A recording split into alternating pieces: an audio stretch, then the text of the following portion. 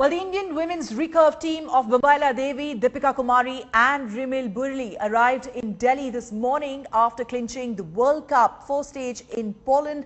But shockingly, there weren't any sports officials to receive the World Cup winning team at the airport. And if that wasn't enough, the Archery Federation did not even know about their whereabouts till yesterday. But this hasn't bogged down the team. In fact, they are now India women's second consecutive World Cup title. They have won the second consecutive World Cup title following the success in Colombia last month. The win is even bigger as the trio beat London Olympic champions South Korea to win this title. My colleague Shumon Ray, in fact, is now joining us with the very latest. Shumon, what a shame, really. Our heroes return home after winning this massive honor abroad, and there isn't a single person from the sporting body to receive them. Absolutely.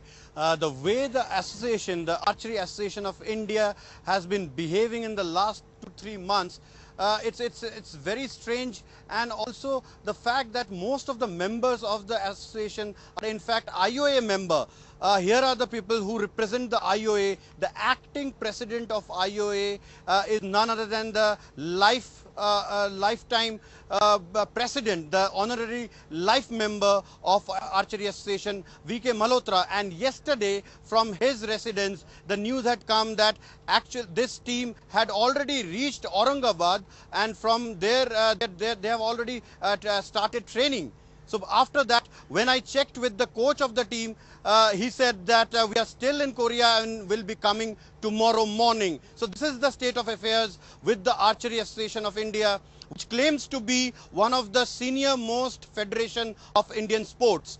Having said that, I interviewed the three archers who had made the country proud. I asked the question, but they seem to be little wary of the fact that anything said and done against the federation or the association will go against them. So right. Here are the world champions, here are the World Cup gold medalists, and they can't take on the federation because of the fact that the Archery Association can, or maybe they may play foul sport in the next competition. So the archers, the players do not speak out at all.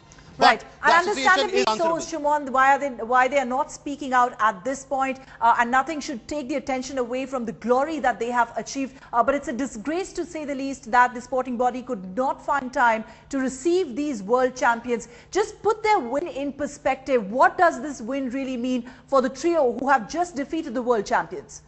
Well, this is the third world title, and this event is recurve event, which is not the compound event, which is not Olympic medal.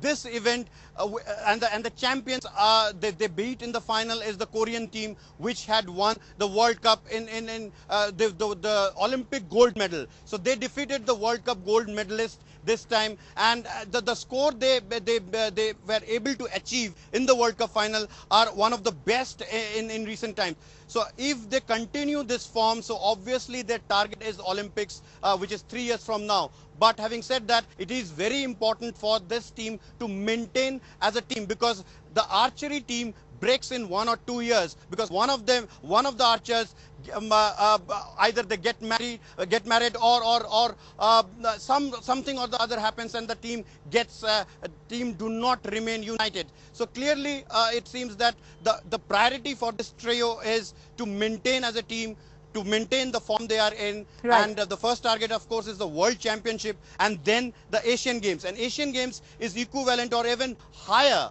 than the Olympic standards, because in Asian Games, the teams like Korea, China, and those who are very strong can field more right. than one team. So while India has only this big team, which is a medal prospect. So clearly, if everything is well, then India is on course for an Olympic medal.